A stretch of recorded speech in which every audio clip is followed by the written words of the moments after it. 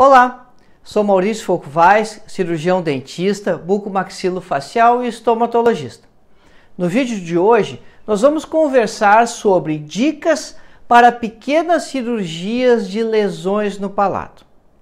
Mas antes disso, eu quero convidar você para se inscrever aqui no canal, seguir as nossas páginas no YouTube, Instagram e Facebook, porque diariamente nós publicamos conteúdo para você conseguir aplicar e desenvolver a estomatologia no dia a dia do seu consultório de forma lucrativa, prazerosa e que acaba lhe dando mais tempo para você desfrutar. Nessa sequência de dicas que nós vamos apresentar aqui para você, você saberá sobre pontos importantes que podem te ajudar muito na realização de procedimentos no palato. Muitas vezes, essa questão de operar o palato duro ou palato mole gera muita insegurança nos cirurgiões dentistas. No entanto, essas cirurgias são cirurgias simples, normalmente cirurgias superficiais, que com algumas dicas você vai conseguir executar isso com muita segurança.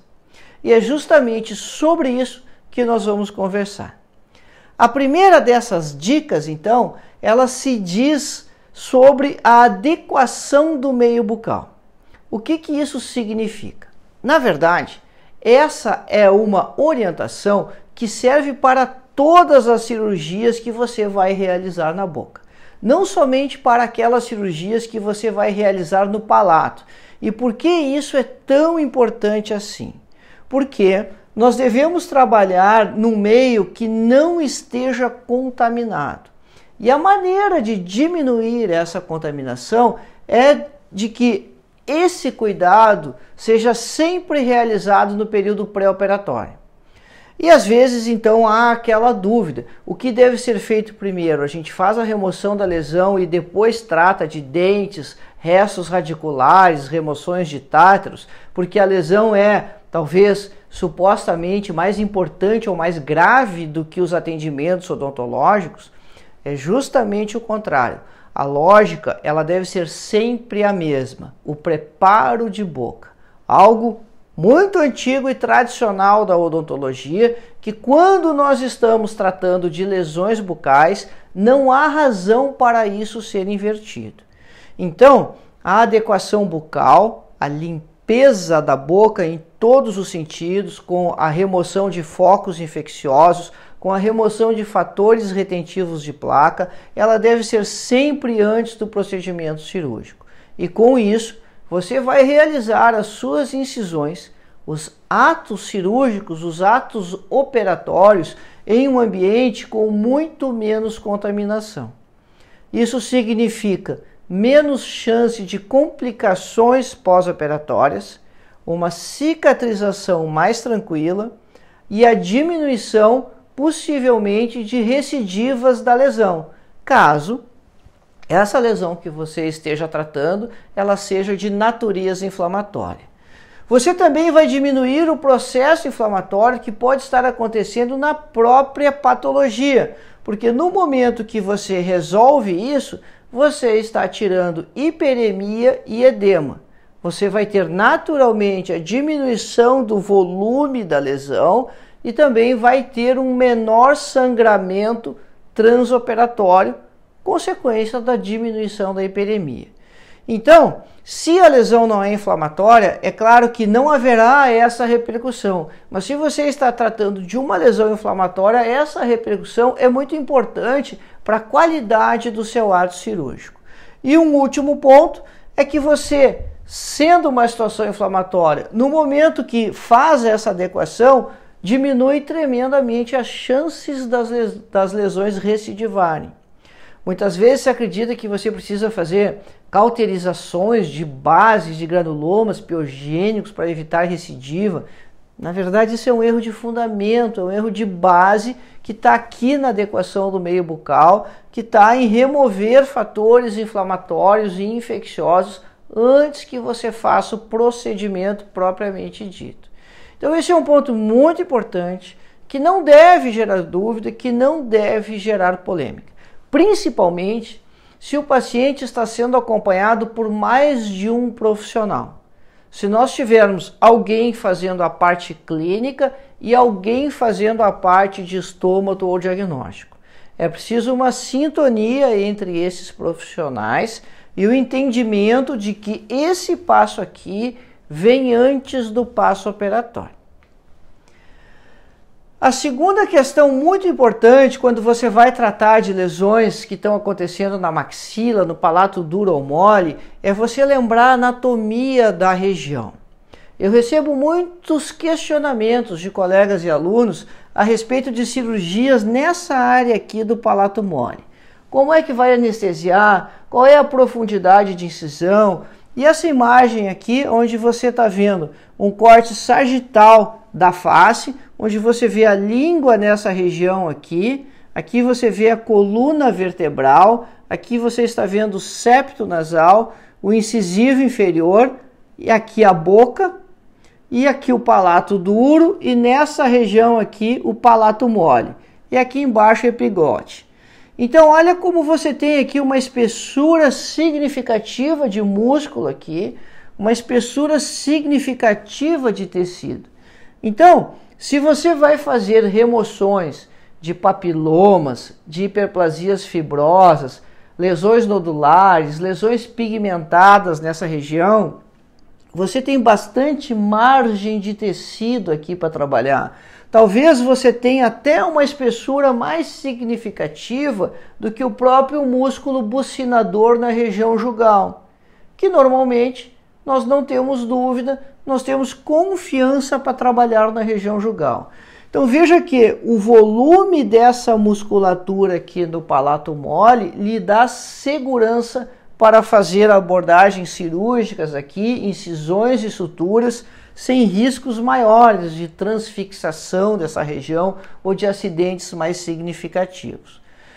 Do ponto de vista das estruturas ósseas, quando estamos falando do palato, é muito importante destacar a situação aqui do forame incisivo na região anterior e dos forames palatino maior e menor na região posterior. Na região aqui do forame incisivo, o feixe vasculonervoso que sai dessa região, ele não traz sangramentos significativos e não traz maiores consequências se isso for rompido, acidental ou deliberadamente. E aqui acontece algo extremamente interessante. Se você faz o rompimento do feixe nasopalatino, você não tem parestesia na região. Por incrível que pareça, essa área toda aqui inervada pelo feixe, a região anterior do palato duro, não fica com parestesia, é algo quase que inusitado ou inexplicável. E aqui, nos forames palatino maior e menor, então eles são bem posteriores, eles estão lá localizados próximo à região do terceiro molar. Aqui sim você tem uma estrutura anatômica importante, que é a artéria palatina, que vai correr de posterior para anterior na porção mediana, entre a linha média e a margem livre gengival aqui. Portanto, incisões nesse sentido, no sentido transversal do palato, elas podem seccionar esse vaso. E aí sim você pode ter um sangramento significativo, portanto tenha atenção no posicionamento dessas incisões. Uma questão importante é que a partir do forame palatino menor, você vai ter a inervação e vascularização dessa região aqui do palato mole. Então, outra pergunta, uma dúvida muito recorrente, é quando se vai manipular aqui se o paciente não terá náusea, se o paciente não vai ter ânsias de vômito. Depois que você realiza esse bloqueio anestésico aqui, a sensação de náusea do paciente ela desaparece. Portanto, é possível trabalhar com muita tranquilidade nessa região, considerando esse aspecto. Feita a anestesia, você pode trabalhar com segurança. É claro que, anatomicamente, é uma região um pouco mais difícil de trabalhar porque ela é muito posterior. Então a instrumentação naquela região tão posterior, sim, ela é um pouco mais difícil. Você vai ter que treinar um pouco mais talvez para fazer isso com mais naturalidade, mas sobre a questão do paciente ter náuseas aqui, você pode ficar absolutamente tranquilo que realizado o bloqueio anestésico, você tira o reflexo do vômito, você tira a possibilidade de náusea do paciente. Bom, aquela área toda é formada por uma rica musculatura, então são 5 músculos envolvidos lá na formação do palato mole, que tem diferentes sentidos de fibra, palato grosso, palato faríngeo, o tensor do véu palatino, o elevador do véu palatino e talvez o menor de todos, que seja o elevador da úvula. Se nós realizarmos uma visão posterior dessa região, quer dizer, você remove a coluna aqui do paciente e você está olhando de trás para frente. Então a boca ela está lá. Você está vendo aqui a parte posterior da língua, você vê aqui o V lingual e os dentes vão estar lá mais na frente ainda. Aqui a traqueia e você vê toda a distribuição então daquela musculatura que estava descrito antes. Como o tensor do véu palatino aqui, você tem toda aquela musculatura posicionada, o palato faríngeo, o músculo da úvula. E quando você vai também posicionar as suas incisões aqui, a dica, e aí você vai virar o paciente, né, que aqui você está olhando ele de trás para frente, e quando você for operar você vai estar olhando ele de frente para trás, né, inverte a posição. Então toda essa musculatura aqui corresponde à musculatura que você tem nessa região aqui. E aí então lembra desse desenho aqui, do sentido de orientação das fibras. Se você vier para a porção mais lateral, os feixes musculares eles vão no sentido de superior para inferior. Se você está trabalhando mais na região próxima da úvula, você tem os feixes assumindo uma posição mais horizontal. Se você tem como fazer as suas incisões nesse sentido e nesse sentido em cada uma dessas regiões, você vai ter menos tensão. Porque sempre que você posicionar a incisão obedecendo às fibras musculares que estão abaixo dela, você vai ter uma cicatrização mais fácil, porque a mucosa não vai entrar em conflito com a tensão muscular que está acontecendo ali embaixo. Terceira dica importante nessa situação, então. Examine bem a lesão, porque às vezes as coisas que estão acontecendo no palato, elas parecem ser mais complicadas do que elas realmente são. Então você vê uma lesão como essa aqui e você pode pensar que você vai ter que fazer uma remoção ampla aqui e o pensamento subsequente é como eu vou fechar isso. Então tenha tranquilidade na sua avaliação, faça o exame físico adequado antes de já planejar como será o procedimento cirúrgico e você verá que muitas vezes essas lesões são pediculadas, elas têm uma pequena área de inserção e então todo aquele volume que aparecia aqui na verdade estava só repousando sobre a mucosa do palato, o que torna esse procedimento muitíssimo simples de ser realizado. Basta que você pince na base depois de anestesiar o paciente e faça uma incisão de cada lado aqui contornando a lesão e a lesão vai sair presa na pinça. Depois que você tem a lesão removida, você pode dar um pontinho só ali que é suficiente. Há alternativas para essa situação que a gente vai discutir agora aqui na sequência da nossa conversa.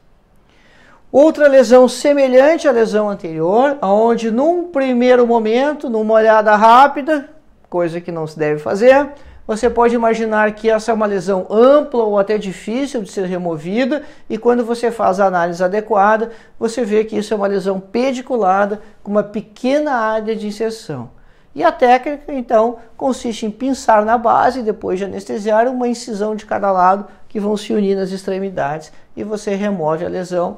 Ela sai aqui presa na pinça, um ponto apenas de sutura. E essa é uma região do palato onde você não tem estruturas anatômicas importantes e essa também é uma lesão superficial que você não precisa avançar até o periósteo para fazer a remoção dela. Quarta dica importante: exames complementares para essa área são difíceis. Na maioria das vezes, eles não são esclarecedores. Em raras situações, você vai conseguir exames que possam te ajudar. Essa é uma dessas situações raras. A paciente apresentava uma lesão extensa no palato, o filho era médico, quando viu esse aumento de volume com uma ulceração, já imediatamente encaminhou a mãe para o colega de turma, cirurgião de cabeça e pescoço, que olhou esse volume com aquela úlcera, pensou em se tratar de um tumor de glândula salivar acessória e já pediu imediatamente uma tomografia. Qual não foi a surpresa que ao realizar a tomografia foi constatado que aquilo era tecido ósseo, portanto um tórax. Certamente, se um dentista tivesse avaliado essa lesão inicialmente, teria pensado, ao tocar na lesão, dessa possibilidade de um tórax. E outro dado muito importante aqui é a anamnese, porque uma lesão desse tamanho, um tórax desse volume, ele tem anos e anos e anos de evolução. Então, não se costuma utilizar tomografias, ainda mais com reconstrução tridimensional para você avaliar tórax, justamente porque esse é um diagnóstico clínico. Então, essa não é a regra, você dificilmente terá exames aqui para te ajudar no diagnóstico dessas lesões do palato. E aqui feita a remoção cirúrgica, porque uma das indicações clássicas para a remoção dos tórax é justamente quando eles estão sofrendo traumatismos crônicos, que era o caso aqui. Então se fez aquele acesso clássico de duplo Y, onde você faz uma linha central de incisão e duas relaxantes para cada lado aqui. Então é 1, 2, 3, 4, 5 traços de incisão, justamente para você fugir das artérias palatinas e poder dissecar ou destacar aqui essa mucosa do palato sem que ela lacere, e você tenha um campo cirúrgico bem aberto, amplo, para que você possa fazer a osteotomia aqui do tórax. Um outro ponto importante é quando você tem essas lesões pigmentadas e aí você está na dúvida de como vai fazer o fechamento também. Olha só, feito um botão anestésico aqui na região, a lesão está localizada aqui na ponta da seta. Havia dúvida sobre a natureza dessa lesão escura, então se optou por uma biópsia total. E aí você vai circundar a lesão aqui, não é preciso entrar em grande profundidade, lembra aqui do trajeto da artéria palatina, e então o bisturi vai contornar a lesão. Você vai fazendo esse contorno aqui, amplia um pouquinho de um dos lados para que você possa pinçar, não pince sobre a lesão. Isso é pecado de morte. Se você pinçar sobre a lesão, você pode alterar as características microscópicas dela e isso vai comprometer o laudo do patologista. Então, evite fazer isso. Estenda um pouquinho mais o seu contorno para que você tenha onde posicionar a sua pinça ali.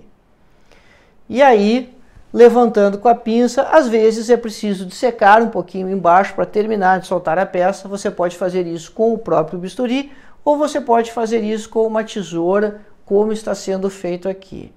E aí, outra dica importante, eletrocirurgia.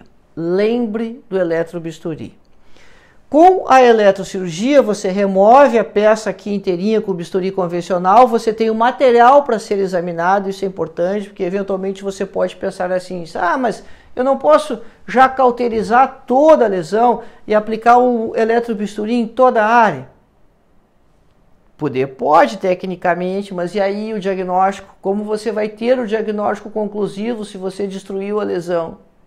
Então faça essa remoção com bisturi a frio para você ter material para ser examinado microscopicamente e utilize o eletrobisturi aqui numa potência baixa para não afetar o osso palatino, para fazer a eletrocoagulação e você não precisa de suturas. Essa ferida cirúrgica ela é extremamente confortável no pós-operatório. O paciente não sente dor de maneira nenhuma. Uma questão importante é que o eletrobisturi ele não é tão presente assim na prática da maioria dos cirurgiões dentistas. Aqueles que têm formação em cirurgia bucofacial acabam aprendendo a utilizar isso naturalmente no bloco cirúrgico. Do tipo assim, o aparelho está aqui, já estamos usando e você aprende usando uns com os outros. Mas é um instrumento que poderia ser utilizado em todos os consultórios odontológicos porque ele é muito útil, tem muita aplicabilidade. E é possível encontrar aparelhos pequenos de valor acessível nas casas dentárias e que dão conta tranquilamente do recado dessas cirurgias de mucosa. Então, procure saber sobre esse recurso, ele pode te ajudar bastante, ele pode ser uma ferramenta muito importante no consultório odontológico para diferentes tipos de procedimentos. Seguindo então a premissa de você examinar adequadamente o paciente, quando você vê um volume de lesão desse tamanho, que ocupa praticamente todo o palato duro, com a língua aqui na posição inferior, quando você vai fazer o exame, você consegue deslocar a peça e percebe que há um pequeno ponto de inserção posterior, embora ela seja extremamente volumosa. E aí examina de forma adequada, faz a remoção e de novo a aplicação aqui do eletrobisturi. Então veja que algo que parecia muito difícil, complicado de ser executado, que até assusta a gente quando isso aparece no consultório, pelo tamanho, por tudo que nós podemos pensar de diagnósticos diferencial. No momento que você examina o paciente, vê que aquilo não é nada tão complicado assim, uma hiperplasia fibrosa e que a área de inserção é pequena, e se você tiver esse recurso de eletrocoagulação para cirurgias de palato, isso te ajuda tremendamente. Olha só que o tamanho da peça removida tem aí 1, 2, 3, 4, 5, talvez 6 centímetros de comprimento, então muito volumosa. De novo, a questão da anamnese aqui é muito importante, porque uma lesão, para alcançar esse volume, leva tempo, mas tempo que nós podemos contar em anos para uma lesão desse tamanho. Às vezes você precisa aperfeiçoar a técnica. Por exemplo, você tem um paciente com extensas hiperplasias fibrosas provocadas pelo flanco de uma dentadura mal adaptada. Você vê áreas brancas aqui de candidíase, então você trata a candidíase, mas você não consegue curar porque o antifúngico não consegue ter a penetração adequada, porque as áreas para cândida recolonizar a região com tantas franjas de tecido mole aqui, elas permanecem presentes. Bom, é muito importante você delimitar a sua área de incisão e para isso você precisa compactar esse tecido. Uma das formas de você fazer isso é utilizar um fio de sutura, algodão ou linho, mais grosso um pouco, e fazer reparos cirúrgicos. Atravessa toda a lesão com um fio e fecha o nó cirúrgico aqui. Faz isso de novo aqui, faz isso de novo aqui. Na ponta de cada um desses fios você tem uma pinça. Isso te permite reduzir o volume da lesão, mobilizar a lesão para fazer as incisões onde você realmente precisa fazer e ainda te dá segurança de que você está posicionando o seu traçado, a sua incisão, nas localizações adequadas, porque se você fizer errado aqui, você pode comprometer a nova prótese por problemas de cicatrização. E aí então a lesão vai sendo incisada e aqui vai saindo com os reparos que servem para você tracionar a peça também, presos na peça aqui. Então são duas incisões muito extensas que vão se unir nas extremidades e que por baixo delas aqui você também vai ter que dissecar ou utilizando o bisturi, ou utilizando tesoura, ou utilizando o eletrobisturi também. E aí você tem todo o leito cirúrgico aqui remanescente. Naqueles pontos mais sangrantes foi utilizado o eletrobisturi. É claro que uma lesão com aquele volume vai apresentar algum sangramento, porque todo aquele volume de tecido precisa de nutrição. E aqui você tem a peça removida e você consegue observar com clareza os reparos que foram feitos com fio, algodão, linho e cada uma das pinças de Halsted, as pinças mosquitos, presas nas extremidades dos fios de sutura. Hiperplasias papilomatosas também são lesões onde o manejo ele não é tão simples assim. Porque você tem uma área extensa que você precisa remover e que precisa, então, criar condições para que um novo epitélio, uma nova mucosa se forme ali. Isso é induzido pela candidíase, você faz o tratamento do fungo, e aí uma das formas de você resolver isso também de uma maneira muito prática é com a eletrocirurgia. Depois do tratamento do fungo, você utiliza o eletrobisturi. E essa ferida cirúrgica, ela pode não ter um aspecto tão agradável, aqui está na fase ainda de tratamento da candidíase, esse era um paciente transplantado, tinha um fator predisponente muito importante aqui, ele era imunocomprometido, e se aplica o eletrobisturi. Então, apesar disso não ter assim um aspecto tão bonitinho dessa ferida cirúrgica, ser meio estranha, ela é muito confortável. O paciente não tem dor ou desconforto no pós-operatório, o que é facilmente entendido, né?